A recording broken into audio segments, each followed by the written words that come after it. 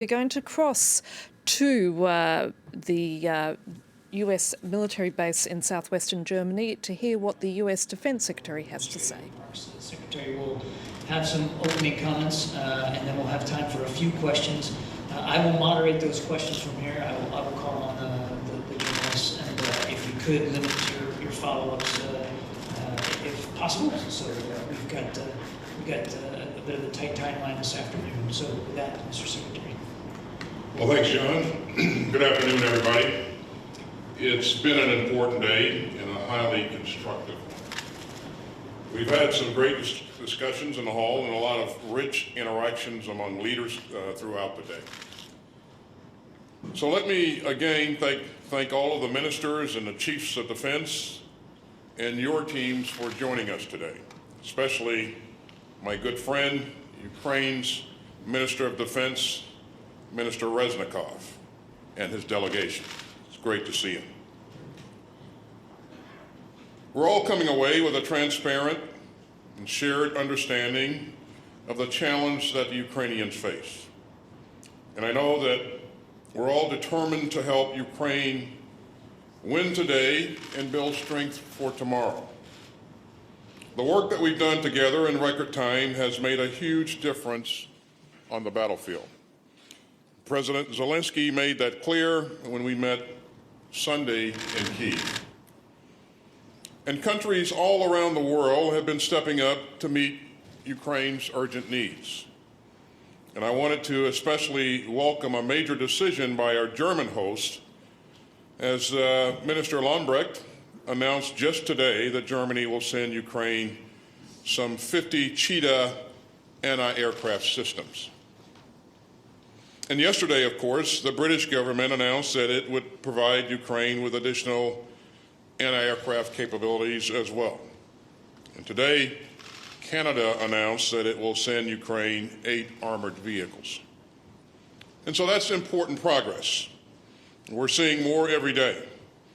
And I applaud all the countries that have risen and are rising to meet this demand. But we don't have any time to waste. The briefings today laid out clearly why the coming weeks will be so crucial for Ukraine. So we've got to move at the speed of war. And I know that all the leaders leave today more resolved than ever to support Ukraine in its fight against Russian aggression and atrocities. And I know that we're all determined to do even more to better coordinate our efforts. So I was especially glad to hear General Walters encourage us all to make more determined use of EUCOM's coordination mechanism. Now, to ensure that we continue to build on our progress, we're going to extend this forum beyond today. I'm proud to announce that today's gathering will become a monthly contact group on Ukraine's self-defense.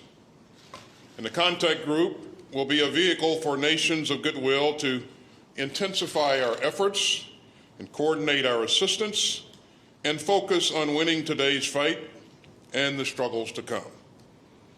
The monthly meetings may be in person, virtual, or mixed, and they'll extend the transparency, the integration, and the dialogue that we saw today.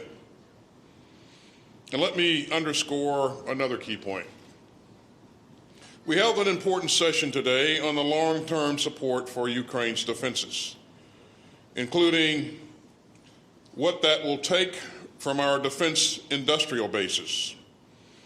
And that means dealing with the tremendous demand that we're facing for munitions and weapons platforms.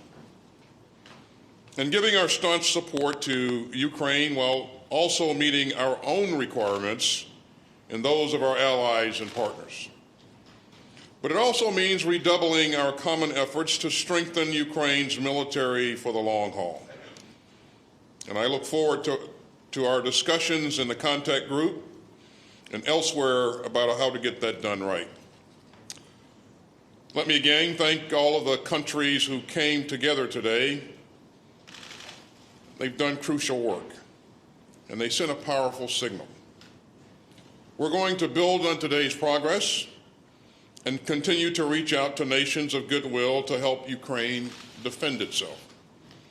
And we'll continue working transparently and urgently with our allies and partners. And we'll continue pushing to support and strengthen the Ukrainian military for the battles ahead. So we leave tonight strengthened, and so does Ukraine.